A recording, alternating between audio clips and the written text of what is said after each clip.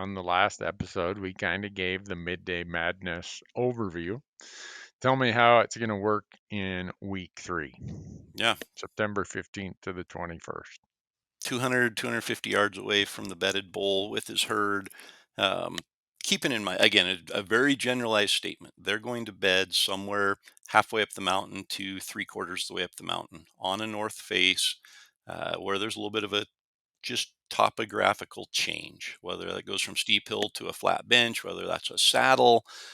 Saddles are nice because it pulls the thermals up from two different draws and the ridge out of that saddle. So they're getting a lot of scent coming up to them, and they have escape routes either direction. So saddles are great, benches are great, but that's where they're hanging out. So we get in there, we get set up, we find these perfect areas where a bull can just walk into as comfortable. Thinks that he's protected visually, he's close to his bedding area, he's got an escape route that he can retreat on. It's not too brushy, so he's not making a lot of noise. We've got plenty of cover for drawing our bow and good shooting lanes. We've taken the time to find this setup. We didn't, have to rush into this is what we're left with. The bull's already on his way. We have to just find a setup here. We're in control. So we get in that setup and we know that bull's 200, 250 yards away. And I give the nod to the caller, and the caller gives a cow caller too. I always like two cow calls. And the reason why we did our elk camp events the last week of July, first part of August, and we demonstrated, simulated calling situations. And I was the elk on the last day, and the attendees were the hunter and the caller and the students in this, and they had to call me in. And it was amazing. I could hear the first cow call, but I couldn't pinpoint it. But the second one, once it got my attention with the first one, I could pinpoint right where it came from. And I have no doubt that elk are very similar. They hear one cow call and they think, okay, that good chance that was a cow call, but I don't know for sure where it came from because I wasn't ready for it.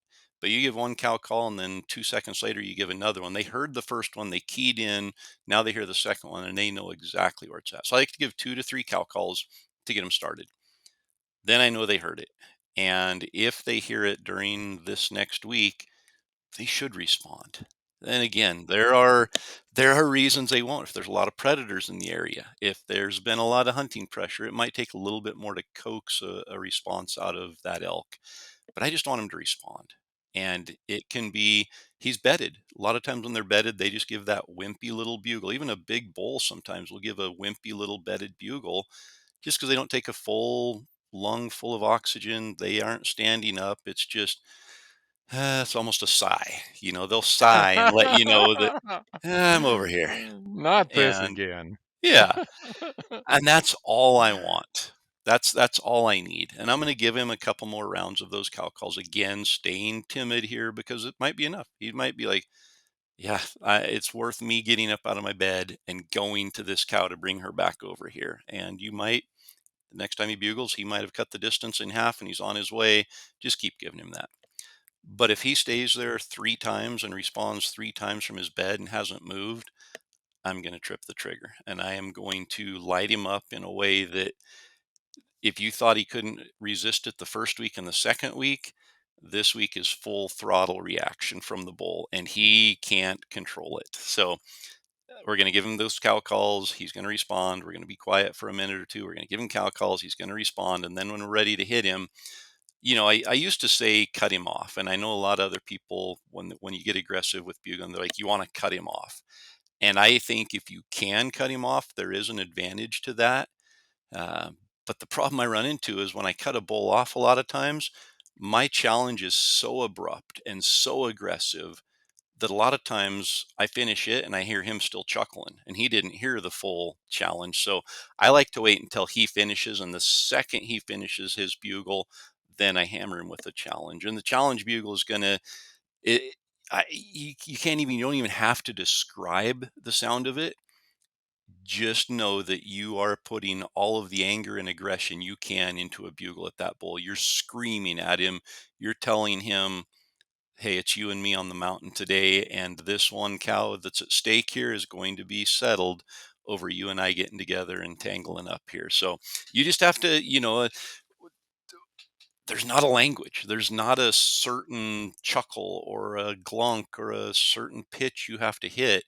You just throw everything plus the camp sink in the mix here and let that bull know this is a fight. I just issued a challenge for you to show up here and fight.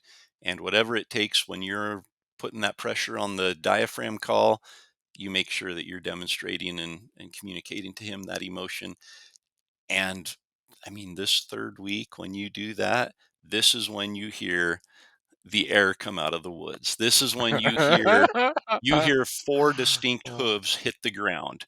He elevates into the air and his feet hit the ground, and most of the time it's churning up dirt coming your way because everything that he doesn't like just happened all at once right there. And you can hear he's not careful about coming through broken branches. He's not careful about, you know, trees that are in his way. He's tearing trees out of the ground. You can hear him breathing coming down the hill. Every time his foot hits the ground, you can hear lung air coming out. And draw your bow and be ready.